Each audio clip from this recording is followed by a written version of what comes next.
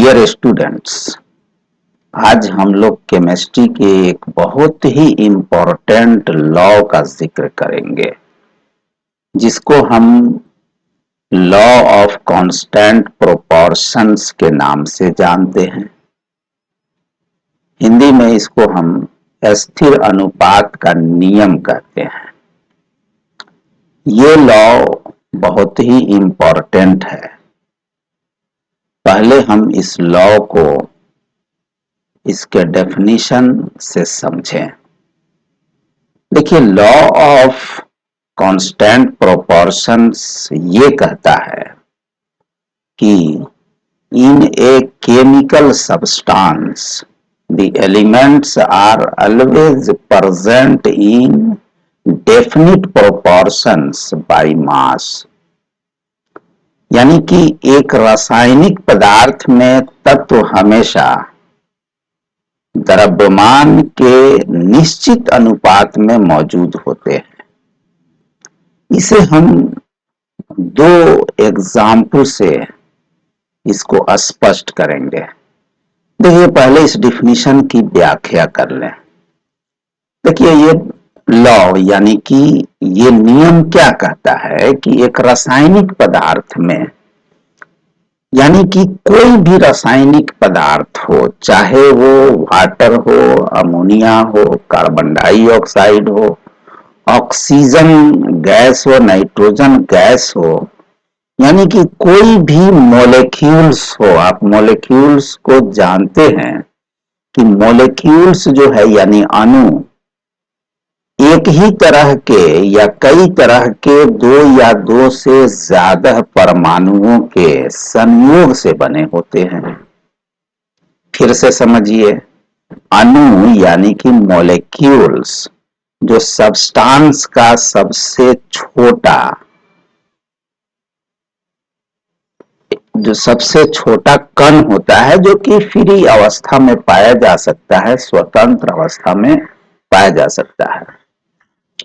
तो किसी भी अणु के अंदर यानी मॉलिक्यूल्स के अंदर, चाहे वो कोई भी सब्सटेंस हो, तो मॉलिक्यूल्स के अंदर जो एटम्स होंगे यानी कि जो तत्व होंगे, वो एक निश्चित अनुपात में मौजूद होंगे। यानी कि उसका जो है मास के हिसाब से यानी द्रव्यमान के हिसाब से वो एक निश्चित अनुपात में मौजूद होते हैं।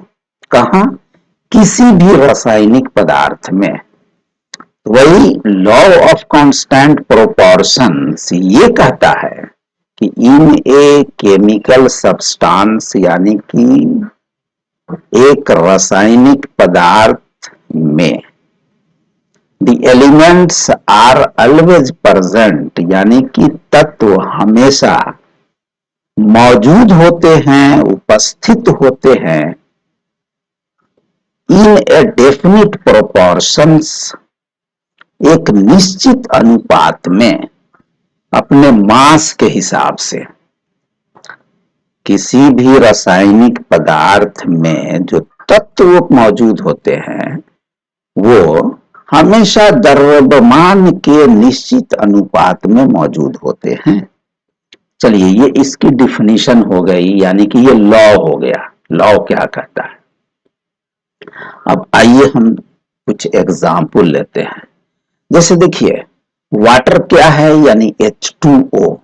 H2O एक वाटर का मॉलिक्यूल है जो कि दो हाइड्रोजन और एक ऑक्सीजन के संयोग से बना हुआ है। यानी कि एक वाटर मॉलिक्यूल के अंदर, वाटर यानी पानी, जल के एक अणु के अंदर हाइड्रोजन के दो परमाणु है और ऑक्सीजन के एक परमाणु है। यानी हाइड्रोजन जो तत्व है वो दो यूनिट है उसकी, यानी दो एटम है उसके अंदर, और ऑक्सीजन भी एक तत्व है, तो ऑक्सीजन एक है। अब देखिए, चाहे वो वाटर का सोर्स जो भी हो, वाटर चाहे आप चापाकल से निकाल रहे हो, वाटर चाहे समुंदर के पानी का वाटर हो, यानी समुंदर वाटर का सोर्स जो है समुंदर हो, या हम बिस्लेरी वाटर जो मिनरल वाटर हम पीते हैं जो ड्रिंकिंग वाटर है वो वाला वाटर हो, या किसी तालाब पोखरा चौवर या नदी नाले से लिया हुआ पानी हो, या किसी भी तरह के पानी हो, whatever the source of water, ये मैटर नहीं करता है कि किस सोर्स से उस वाटर को आपने ऑब्टेन किया है, यानी कि उसको हासिल किया है। उस वाटर के अंदर हमेशा हाइड्रोजन के 2 एटम होंगे और ऑक्सीजन के 1 एटम होंगे।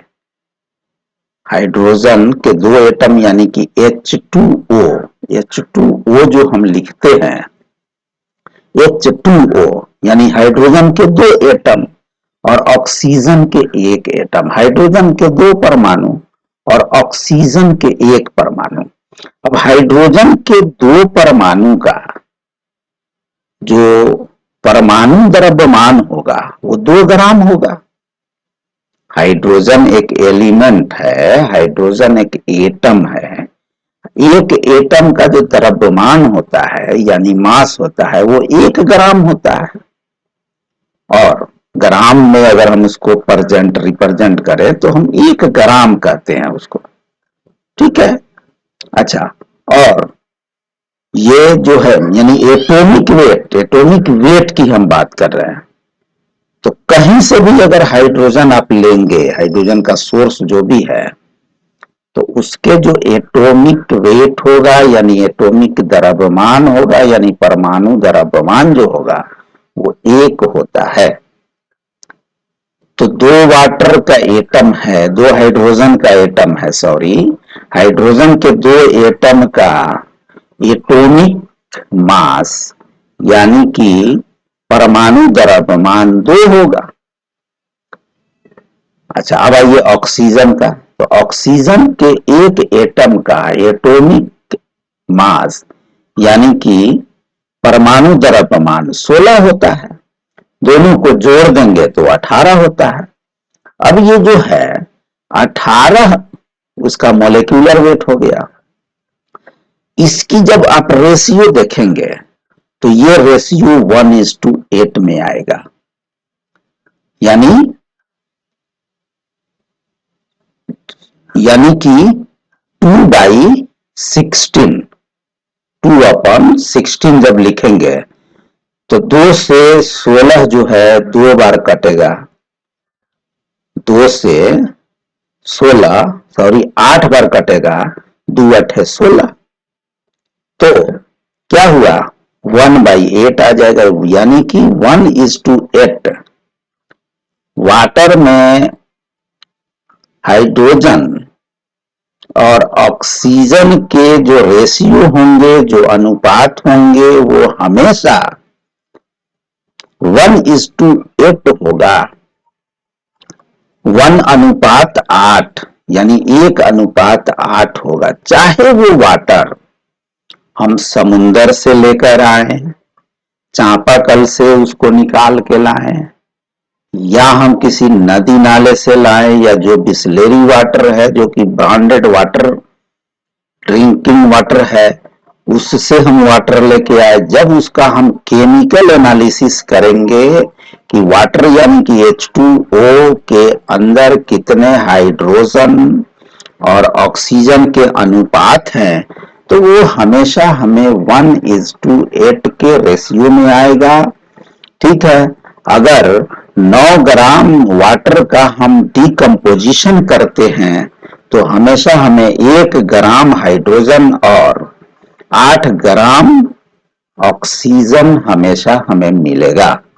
डिकम्पोजिशन यानी कि जब हम इलेक्ट्रोलाइसिस करते हैं, इसका वाटर का इलेक्ट्रोलाइसिस करेंगे तो ये प्रोसेस हम कहेंगे डिकम्पोजिशन, इस प्रोसेस को कहेंगे डिकम्पोजिशन। तो जब हम वाटर के 9 ग्राम को हम डिकम्पोज करेंगे, ठीक है, और इसका जो है हम एटम का एनालिसिस करेंगे, यानी कि एलिमेंट के लेवल पे इसका एनालिसिस करेंगे, तो हमेशा 9 ग्राम वाटर में हमें 1 ग्राम हाइड्रोजन एटम मिलेगा और 8 ग्राम हमें ऑक्सीजन का एटम मिलेगा। तो इसीलिए इसको जो है प्रॉस्ट ने इस एक्सपेरिमेंट को करा था और उन्होंने केमिकल एनालिसिस किया बहुत सारे सब्सटेंस का, और केमिकल एनालिसिस करने के बाद वो इस नतीजे पे पहुंचे कि किसी भी रासायनिक पदार्थ के अंदर, किसी भी रासायनिक सब्सटेंस के अंदर, यानी केमिकल सब्सटेंस के अंदर एलिमेंट्स जो होते हैं, यानी उसके जो एटम्स होते हैं, वो हमेशा एक डेफिनिट प्रोपोर्शंस में मौजूद होते हैं उसके एटॉमिक मास के आधार पर। इसलिए इसको, इस लॉ को कहा गया कि एक रासायनिक पदार्थ में तत्व हमेशा द्रव्यमान के निश्चित अनुपात में मौजूद होते हैं।